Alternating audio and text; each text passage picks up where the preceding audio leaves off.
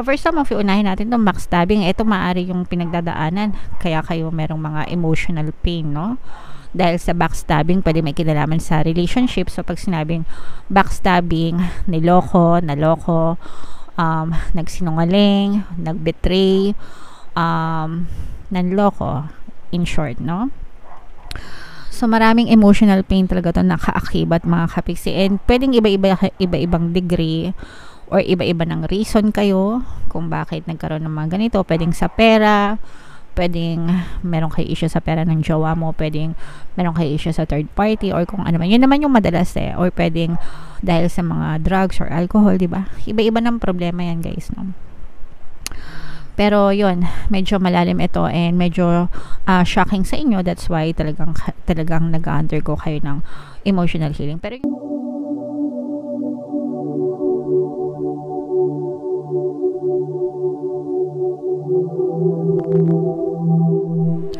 hello guys, hello Aries, welcome back to Pinay Pixie Tarot.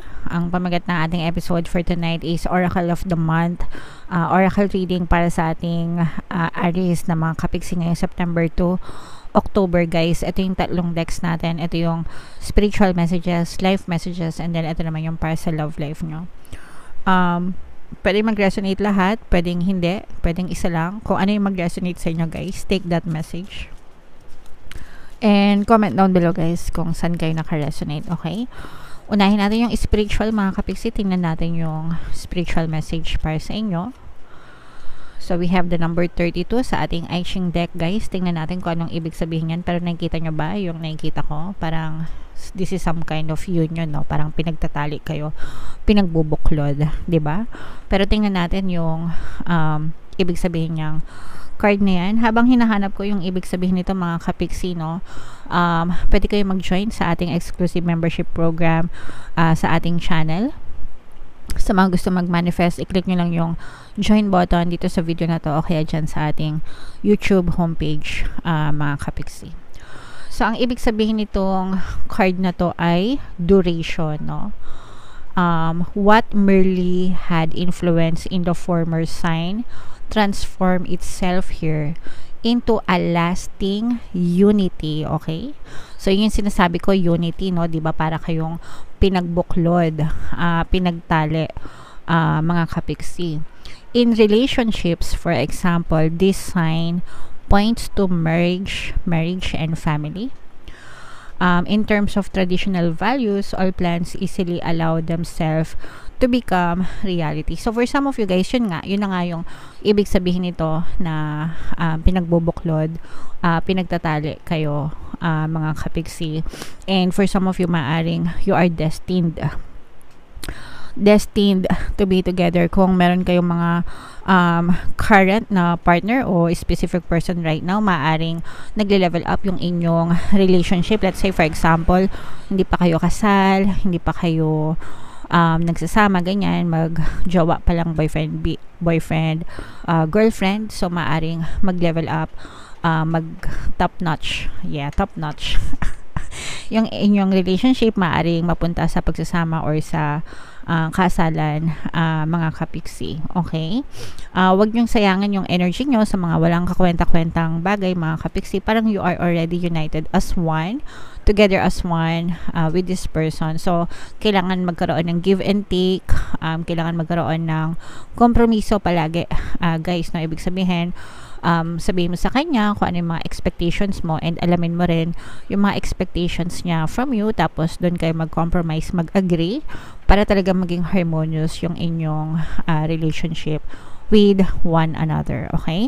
For some of you naman, kung hindi naman sa relationship, let's say for example sa mga sales contract, para magkakaroon ng sale, no? Para magkakaroon ng some kind of agreement na mag-unite kayo, mag-a-agree kayo, yan, sa pinag-usap nyo sa kontrata, ganyan, and maaring ma-close yung mga deals, ganyan, okay? Alright, pero yeah, napakaganda ng image ng card. So, especially sa love, mga kapiksi, parang talagang ramdam na ramdam natin yung union nyo, yung pagkakaisa nyo nitong person na to. Alright? Comment down below guys if naka-resonate kayo dyan. Tingnan natin yung inyong live message naman guys. Habang sinashuffle natin to, naka-flash sa screen or panoorin nyo muna itong ating video regarding sa ating paano mag-manifest ng abundance video course. Kapiksi, sawa ka na ba sa mga struggles at hirap sa buhay mo? Masipag ka ba at masikap sa buhay ngunit hindi ka pa rin umaasenso? Ilang beses ka na bang nag-attempt magnegosyo at mag-invest pero palagi ka pa rin nalulugi? Sa pagkakataon na ito ay maaaring may subconscious beliefs ka na nagiging balakid sa iyong pag-unlad at pagyaman. Introducing, paano mag-manifest ng abundance video course. Dito ay matututunan mong ma-overcome ang mga balakid mo para tuluyan ka ng umunlad, umasenso, sumagana, maging matagumpay, successful at maswerte sa iyong kabuhayan, pera, trabaho, negosyo, salapi at kaperahan ng bonggang-bongga. Dali, mag-send na ng email sa pinoypixitaro@gmail.com at simulan na ang iyong pagyaman ngayon. Alright, so mag-avail ka na ng course Kapiksi kasi sobrang ganda talaga ng course na yan and malaki yung magbabago sa buhay mo kapag natutunan mo yan. So may mga promos and freebies din ka tayo kaya mag-send na kayo ng email guys sa pinoypixitaro@gmail.com. Alright, so ito yung mga live messages nyo guys, may kinalaman ito sa inyong healing process, no?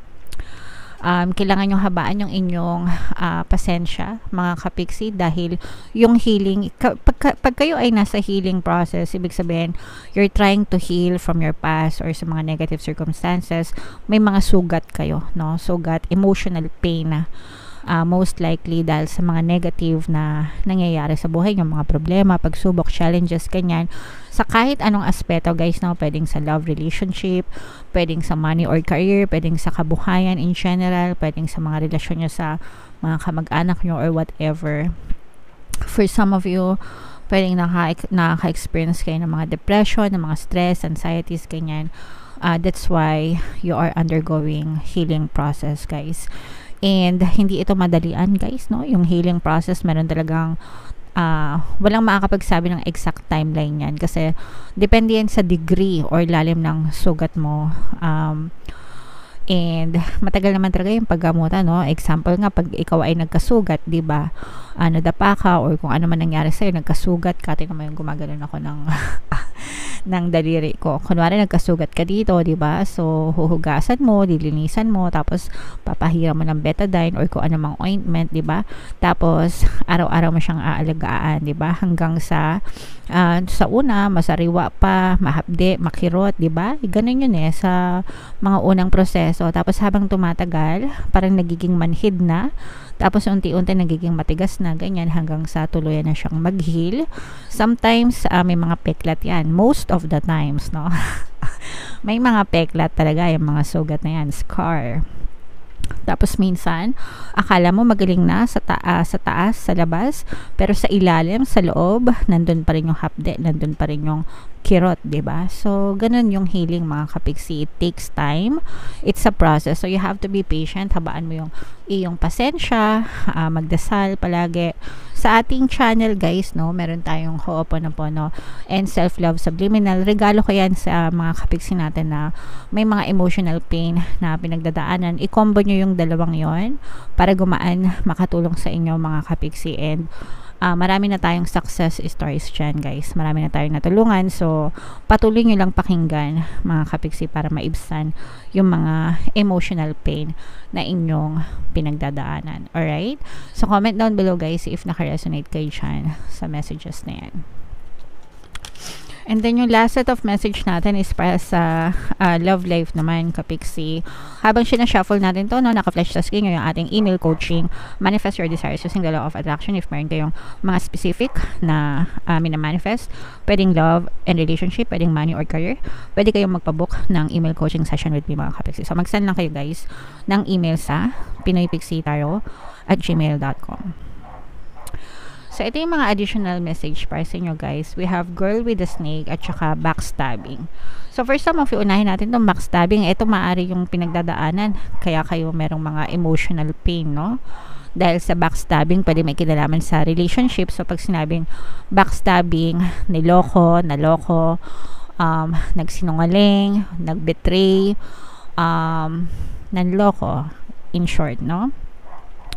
So, maraming emotional pain talaga to nakaakibat mga kapiksi. And pwedeng iba-ibang degree or iba-iba ng reason kayo kung bakit nagkaroon ng mga ganito. Pwedeng sa pera, pwedeng meron kayo issue sa pera ng jowa mo, pwedeng meron kayo issue sa third party or kung ano man. Yun naman yung madalas or pwedeng dahil sa mga drugs or alcohol, di ba? Iba-iba ng problema yan, guys, no?